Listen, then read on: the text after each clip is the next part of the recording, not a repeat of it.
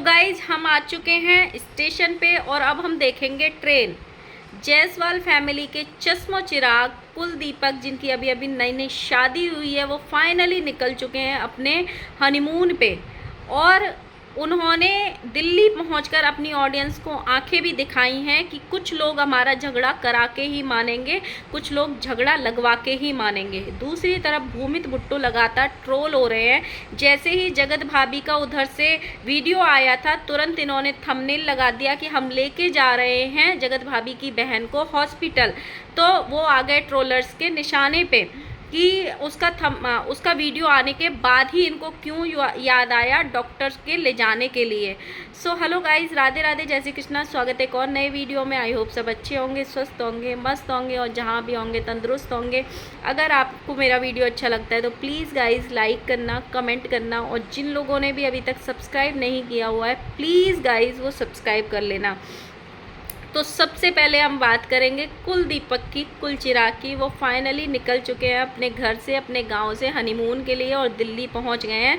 लेकिन वहां जाने से पहले इन्होंने 4-5 ब्लॉग छापे हैं कि हमारी बीवी क्या क्या लेके जा रही है, कौन कौन सी साड़ी लेके जा रही है, हम कहाँ जाने वाले हैं, कहाँ नहीं जाने वाले हैं, क्या तैयारी कर रहे हैं। पूरा एक एक ब्लॉग इन्होंने छाप दिया है। और हर ब्लॉग में ये पूछना अपनी बीवी से आपको कैसा लग रहा है, कैसा लग रहा है। मतलब एक कोई भी ब्लॉग आता है ये 10 या 12 बार अपनी बीवी से पूछते हैं कि आपको कैसा लग रहा है। हम हनीमून पे जा रहे हैं, आपको कैसा लग रहा है। हम घर छोड़ के जा रहे हैं, आपको कैसा लग रहा है। भाई थम जा, थम जा। खुद की ऑडियंस भी अब परेशान हो गई है कैसा लग रहा है बोल के सुनने से। और भौजी को अपने हनीमून पे जाने से ज़्यादा दुख हो रहा है अपनी नई नई जो फैमिली में आई हैं उसको छोड़ के जाने का। मतलब इतनी दुखी है भौजी, हमको अच्छा ही नहीं लग रहा है जाने के लिए, हम जाना ही नहीं चाहते हैं, हमको मम्मी भाभी बच्चों को छोड़ के जाना अच्छा नहीं लग रहा है। तो मत जाओ। हनीमून पे जाना कोई फोर्सफुली नहीं होता है। हनीमून पे खुशी के लिए, अपना मी टाइम स्पेंड करने के लिए कपल जाते हैं। अगर आप अंदर से इतनी दुखी हो तो आप ये ट्रिप कैंसिल भी करा सकती हो। तो ये पहुंच गए हैं फाइनली। स्टेशन पे पहुंचने के बाद, इनके गांव का स्टेशन है, ये लोग बहुत अपने आप को पर्दे में रखते हैं, पर्दा करते हैं और पल्लू लेते हैं और इज़्ज़तदार लोग हैं। जैसे ही स्टेशन पे पहुंचे भौजी आ जाती हैं ब्लॉगिंग में और बोलती हैं तो गाइज़ ये देखिए हम आ चुके हैं स्टेशन पे और अब हम देखेंगे ट्रेन। मतलब भौजी ने अपने जीवन में ट्रेन भी नहीं देखी है। और वहाँ पे ये स्टेशन पे मतलब लोगों के बीच गांव की बहू है, गांव के हो तुम लोग, मतलब घर में नाचते हो, घर में रील्स बनाते हो, वो ठीक है। स्टेशन पे भैया और भौजी ने 4 रील भी छाप ली। मतलब नई नई शादी हुई है, अभी 2-3 महीने शादी को नहीं हुए और इन्होंने स्टेशन पे ले जाके भौजी के साथ में 4 रील भी छाप लिए। पहुँच गए। मतलब ये वाले ब्लॉग में ट्रेन में बैठ के इन्होंने कम से कम 20 बार ये बोला होगा आपको कैसा लग रहा है, हम जा रहे हैं, आपको कैसा लग रहा है। भाई कैसा लगता है, मतलब कैसा लगता है। ये एक चीज़ को 50 बार बोल के इनका एक ही सवाल कि कैसा लग रहा है और भौजी का एक ही जवाब कि अच्छा लग रहा है, अच्छा लग रहा है। मतलब कोई इंसान कितनी बार जवाब देगा भाई, कितनी बार। थोड़ी सी तो तुम कॉमन सेंस दिखाओ अपने वीडियो को दोबारा देख के कि तुम कितना पका रहे हो वीडियोस में। ब्लॉगिंग करने का मतलब ये नहीं होता है कि एक ही बात को 50 बार बोल दो सेम ब्लॉग में। कैसा लग रहा है, कैसा लग रहा है से आगे भी बढ़ो। और ये जो तुम इतना प्रवचन देते हो रिश्तों का, संस्कारों का, इसका उसका, मेरी वाइफ चले अच्छी बात है, रिश्तों को छोड़ के नहीं जाना चाहती है, इसको बड़ा दुख हो रहा है, ये हो रहा है, ये जो तुम इतना प्रवचन दे रहे हो, 6 महीने के अंदर अंदर इनकी बहन भाई की अगर कंट्रोवर्सी नहीं आई ना यहाँ यूट्यूब पे तो देखना। मतलब इतना ओवर एक्टिंग, इतना ओवर एक्टिंग, क्या ही ज़रूरत है इतना ओवर एक्टिंग करने की। ये पहुंच गए दिल्ली में और दिल्ली में सबसे पहले गए हैं ये अपनी बड़ी ननद के यहाँ पे, यानी बड़ी बहन के यहाँ पे। मतलब एक तो ये सोशल मीडिया के चक्कर में ये लोग इतनी ओवर एक्टिंग करते हैं। जब कोई तीज त्योहार होता है, जब कुछ होता है, तब इनको ये सब कुछ करने का याद नहीं आता। लेकिन इनके दिमाग में इतना कंटेंट है कि नई बहू आई है, भाई उसका गृह प्रवेश हो चुका है ऑलरेडी। मतलब जैसे नहीं होता नया नया बच्चा आया है, आजकल एक ट्रेंड चल गया है, पहले नहीं होता था, आजकल बच्चों के पैरों की छाप लेते हैं। सेम वैसे ही नई बहू को बुलाया है तो पूरे घर को फूलों से सजा दिया, जहाँ जहाँ से वो निकलेगी चावल का लोट लोटा रख दिया, पूरा आलता का थाल रख दिया, जिसमें उसके पैरों की छाप भी ले ली। और छाप भी ली तो एक पैर रखा भौजी ने, फिर 2 पैर एक साथ रखे, मतलब 3 पैर छाप दिए रुमाल पे। और ननद जी बोलती हैं कि ये भी भगवान का संकेत है कि 3 पैर छापे हैं उसने।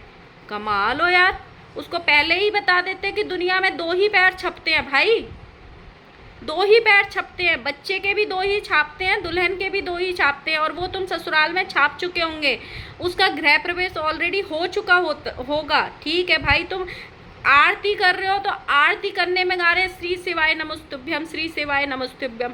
भाई वो एक मंत्र है, वो जाप है, वो आरती नहीं है। कुछ तो ऐसा दिखाओ माना कि तुम उस मंत्र से, उस जाप से, उस चीज़ से जुड़ चुके हो। तो इसका मतलब ये नहीं है कि तुम कुछ भी गलत चीज़ दिखाओगे। थोड़ी सी तो अच्छी चीज़ें दिखाओ भाई। जब भौजी स्टेशन पे जा रही थी तो इनके साथ कोई 2-3 लड़के भी थे, भैया जी के दोस्त होंगे, पता नहीं कौन थे। वो भौजी को बोल रहे हैं कैमरे में बोलो ना, बहुत शर्माती हो कैमरे में बोलने में, डांस तो बड़ा कमाल का कर लेती हो। मतलब सोचो, उनके दोस्त रिश्तेदार वो भी इनको ऐसे कॉम्प्लीमेंट देते हैं, वो भी इनके डांस को कमाल का डांस बोल रहे हैं। और दूसरे ब्लॉग में दिल्ली पहुंचने के बाद भैया जी उसी ऑडियंस से जिससे सपोर्ट मांगते हैं, गाइज हमको भी सपोर्ट करो, अपनी बीवी से भी बुलवाते हैं, तुम भी बोलो लोग हमको सब्सक्राइब करेंगे। उसी ऑडियंस को आके दिखाते हैं कि दिल्ली आते ही कुछ लोगों ने लगा दिया झगड़ा, लोग झगड़ा करवा के ही मानेंगे। लोगों ने वो तो ये लोग कमेंट रखते नहीं है, नहीं तो इनको इतना भर भर के नेगेटिविटी मिलती है ना उस चीज़ के लिए। इन्होंने सारे कमेंट्स ये लोग होल्ड पे रखते हैं, डालते रहिए। उसमें भी 1-2 कमेंट आए कि भाई किसी के पास इतना टाइम नहीं है जो तुम्हारे घर में झगड़ा लगवाए, और तू बोला मत कर, चुप रहा कर, बहुत ज़्यादा बोलने लग गया है, अपना ज्ञान अपने पास रख। इस तरीके के इनके पास कमेंट आते हैं। एक कमेंट आया 1 लाख हो गया है तो बुड्ढा ज़्यादा घमंड आ गया है। ये है आपकी हकीकत। आप जिस ऑडियंस से भीख मांगते हो, जिस ऑडियंस से हाथ जोड़ के ये बोलते हो कि वीडियो को लाइक करो, सब्सक्राइब करो, और उसी को बोलते हो कि वही लोग तुम्हारे घर में झगड़ा लगवाएंगे। मतलब किसी के पास इतना फालतू टाइम नहीं है। आजकल लोग अपने ही घर की प्रॉब्लम्स को सॉल्व कर लें, वही बड़ी बात है। भाई जब तुमको इतनी ही प्रॉब्लम है तो तुम ये चीज़ें दिखाते ही क्यों हो सोशल मीडिया पे? क्यों दिखाते हो? जब आप अपना कंटेंट रखोगे सोशल मीडिया के बारे यहाँ पे आके, तो लोग आपको कमेंट करेंगे। ये लोगों ने इनको बोला ही है, वीडियो ही क्यों बनाता है जब कमेंट से इतनी प्रॉब्लम है? तो फिर आप बोलते क्यों हो कि कमेंट करना भर भर के, हमें प्यार देना। दूसरी तरफ हम बात करते हैं भूमित भुट्टो की। जैसे ही जगत भाभी ने वो एक्सप्लेनेशन वाला ब्लॉग डाला था कि मुझे लोग ट्रोल कर रहे हैं बहन को लेके, मैंने अपनी बहन को दिल्ली इसलिए छोड़ा है ताकि वो वहाँ पे इलाज करा सके। वो बहन इनकी 6 दिन से यहाँ पे रह रही थी, और बहुत सारे रिएक्शन वाले भी बात कर रहे थे, और कमेंट में भी लोग बात कर रहे थे कि क्यों छोड़ दिया, अपने साथ लेके जाना था। मतलब आप सोचो, इनको वो बहन बहुत सारे दिन इनके साथ अम्बाला भी रही। अम्बाला के पास चंडीगढ़ भी है ना, इनको चंडीगढ़ में डॉक्टर मिला था ना अम्बाला में डॉक्टर मिला था। उसको डॉक्टर का इलाज कहाँ कराना था? दिल्ली में। मतलब इतने सारे दिन रखने के बाद जब ट्रोलिंग होना स्टार्ट हो गई, तब इनको याद आई कि उसका इलाज भी कराना है। और मतलब अगर किसी अनमैरिड लड़की की तबीयत ख़राब है या कोई बीमारी है, हालांकि उसको कुछ ज़्यादा बड़ी बीमारी नहीं है, स्टोन्स हैं, वो तो उतना बड़ा नहीं माना जाता है, निकल जाते हैं, बट फिर भी क्या ये सोशल मीडिया पे दिखाना सही है? अभी से उसकी शादी भी करनी है, एक ये मैसेज चला जाता है। ये लोग लिखते हैं ना, बीमारी का इलाज कराया, वो बीमार है इसलिए उसको हॉस्पिटल लेके गए, तो एक मैसेज जाता है भाई तुम पूरा खानदान सोशल मीडिया पे हो, एक अनमैरिड लड़की को बीमार बीमार बीमार बोल के ये कर रहे हो कि बीमारी का इलाज, बीमारी का, तो क्या हो जाएगा कि मतलब आगे उसका रिश्ता भी करना है, शादी भी करना है, तो ये एक मैसेज नहीं जा रहा है कि वो लड़की बीमार रहती है? तो कुछ भी दिखाना है तुम्हें अपने कंटेंट के नाम पे। इनको इस जो इन्होंने वीडियो डाला उसमें कमेंट भी आए खूब भर भर के कि पहले से क्यों नहीं इसका इलाज कराया, ये तो इतने दिन से यहाँ पे रह रही है, पहले इसको डॉक्टर की दिखाने की याद नहीं आई, आज तुमको याद आई है जब वहाँ से जगत भाभी का ब्लॉग आ गया। और लोगों ने ये भी कमेंट किया कि अपने कंटेंट के चक्कर में इसको सच में हॉस्पिटल में एडमिट मत कर देना तुम लोग। लोगों ने ये भी सलाह दी है कि उसकी बीमारी का मजाक मत बनाओ, सोशल मीडिया पे उसकी बीमारी को दिखाना सही नहीं है। वो एक अनमैरिड लड़की है, अभी उसकी शादी होनी है। मतलब स्टोन्स का इलाज तो पटना में भी हो सकता था, इनके घर के आसपास भी हो सकता था, और इन लोगों ने बताया है कि उसको आज से स्टोन्स नहीं है, उसको 3 साल से स्टोन्स हैं। कोई भी बीमारी आजकल ना इतनी लेट नहीं खींचनी चाहिए, इतनी लेट कि वो ज़्यादा बढ़ जाए। आजकल छोटी छोटी बीमारियों से इतनी बड़ी बड़ी बीमारियां पनप जाती हैं कि बातें फिर हाथ से निकल जाती हैं। तो मतलब इतनी 3 साल से इलाज ही नहीं कराया ये लोगों ने। इन लोगों को ये कमेंट भी आया था कि क्या फ़ायदा इतना पैसा कमाने का, क्या फ़ायदा इतना बड़ा इन्फ्लुएंसर बनने का, जब एक अपनी बहन की बीमारी का इलाज तक नहीं करा पाए 3 साल तक। मतलब वो 6 दिन से रह रही है, उसका खाना पीना सब कुछ दिखा रहे हैं ये लोग, और साथ में उस लड़की से रील्स भी बनवा रहे हैं, मीशो के प्रमोशंस भी करवा रहे हैं ये लोग भूमित भुट्टो के घर पे अपने साथ में। तब इनको याद नहीं आया, जैसे ही वहाँ से वीडियो आया, बाद में अप्सरा मोम का भी वीडियो आया इस चीज़ पे, तो इनको याद आ गया और ये चल दिए हॉस्पिटल उठा के वो लड़की को कि चलो आज हम चलते हैं और ब्लड टेस्ट कराते हैं। उस दिन से उसका मतलब वो तो बीमारी का इलाज ही कराने आई थी ना, तो जिस दिन पहले दिन आई थी उसी दिन उसकी डॉक्टर की अपॉइंटमेंट लेनी चाहिए थी। और फिर यही चीज़ को इन्होंने ये लिखा अपने थंबनेल में कि जो जगत भाभी की बहन है उसका नाम लेके कि निशा हमारे लिए कोई कंटेंट नहीं है, निशा की बीमारी हमारे लिए कोई कंटेंट नहीं है। भाई कंटेंट नहीं है, लेकिन आपने उस चीज़ को कंटेंट बना दिया। जब ट्रोलर्स ने आपको ट्रोल किया तब उसको आपको उसकी बीमारी का याद आया, तब आपको डॉक्टर को दिखाने का याद आया, उससे पहले नहीं आया। लेकिन जब इन्हीं चीज़ों को लोग बोलते हैं तो आपको वो अंदर तक चुभती हैं।